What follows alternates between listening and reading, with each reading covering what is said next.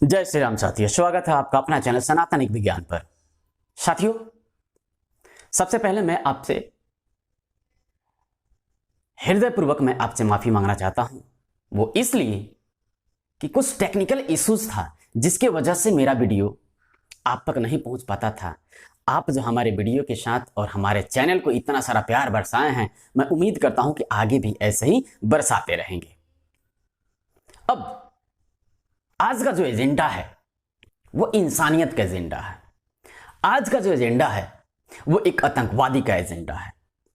भारत में एक ऐसा धड़ा है जो कि अपने कौम के नाम पर, जो अपने धर्म के नाम पर, वो ये फर्क नहीं कर पाते हैं कि सही क्या है, गलत क्या है।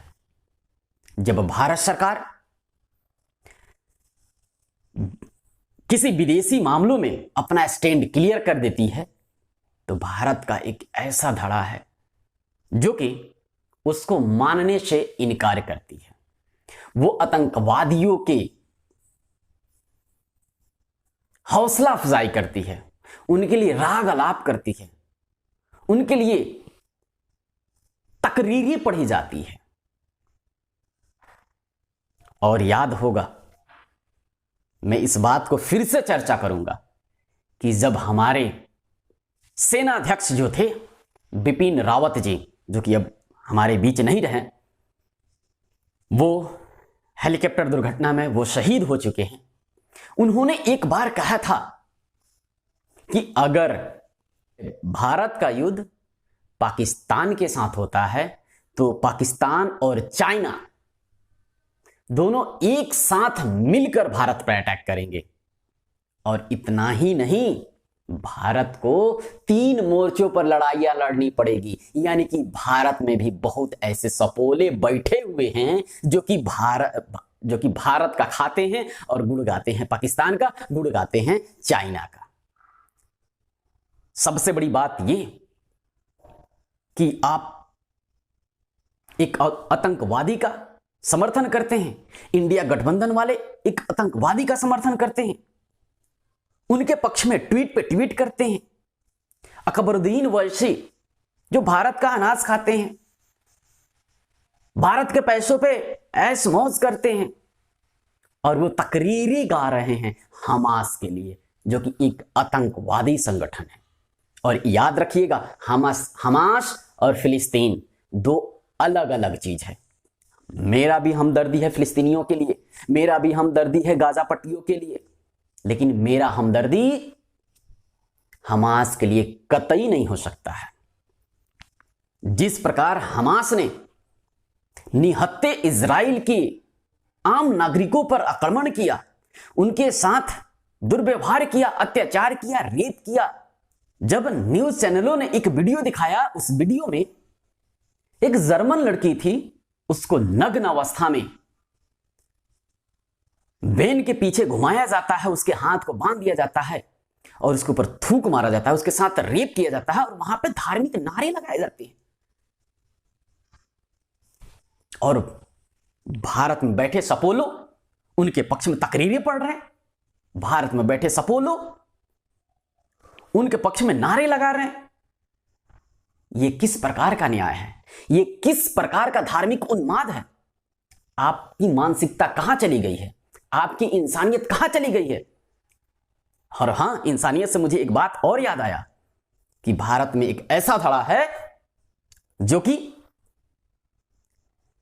जहां पे वो माइनॉरिटी में है वहां पे संविधान और कानून की दुहाई देते हैं, और जहां पे वो मेजोरिटी में है वहां पे संविधान और कानून को नहीं मानते। जब यूएनओ ने इजराइल देश को मान्यता दी तो जितने भी कंट्रीज है खाड़ी देश की, उन्होंने मानने से क्यों इनकार कर दिया?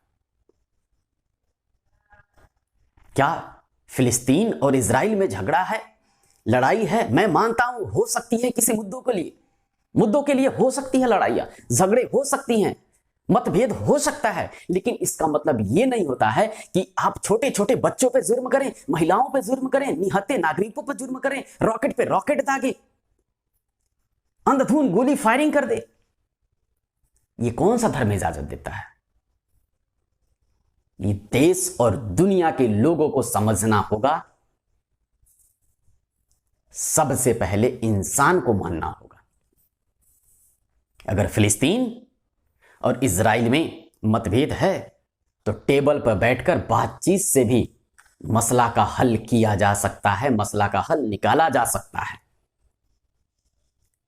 एक इजराइल में म्यूजिक कंसर्ट चल रहा था, वहां पे लड़कियों को अगवा कर लिया गया, अंधाधुंध फायरिंग कर दी गई, 260 व्यक्ति वहां पे मारे गए। अभी तक इजराइल में 1200 लोगों की जानें जा चुकी है।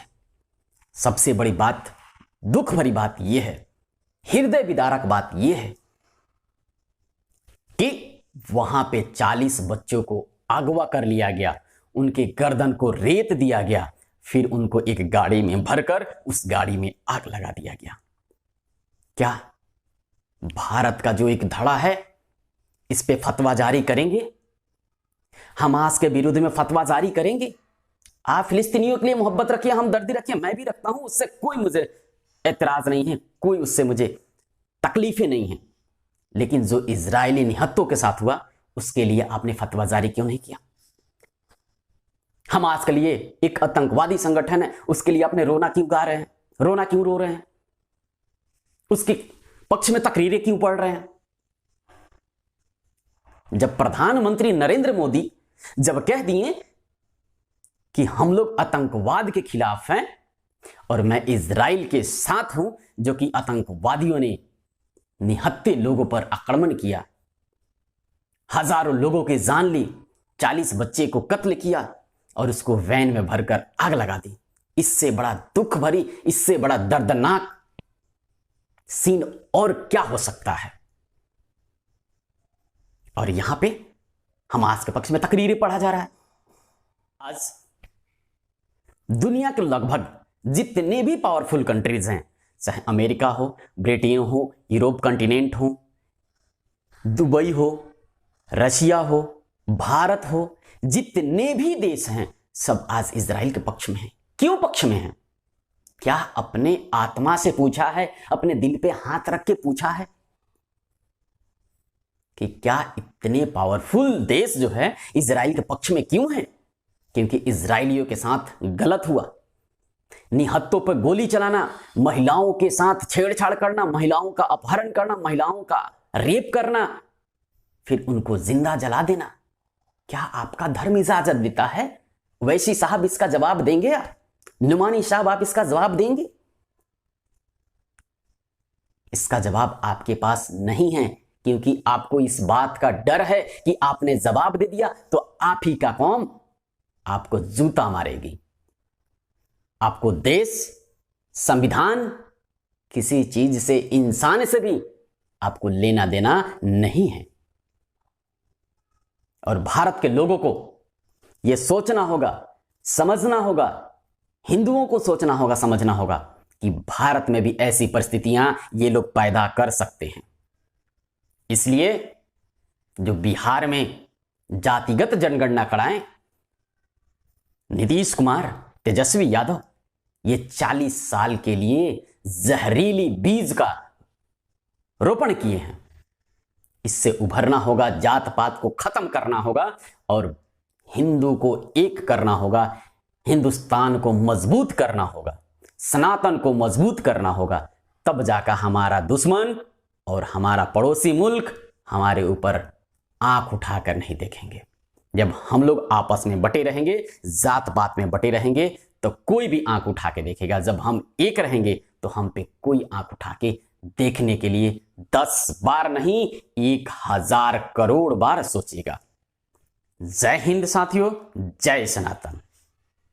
हम और हिंदुस्तान के सभी सनातनी भाई इजराइल के साथ कंधे से कंधे मिलाकर खड़े हैं।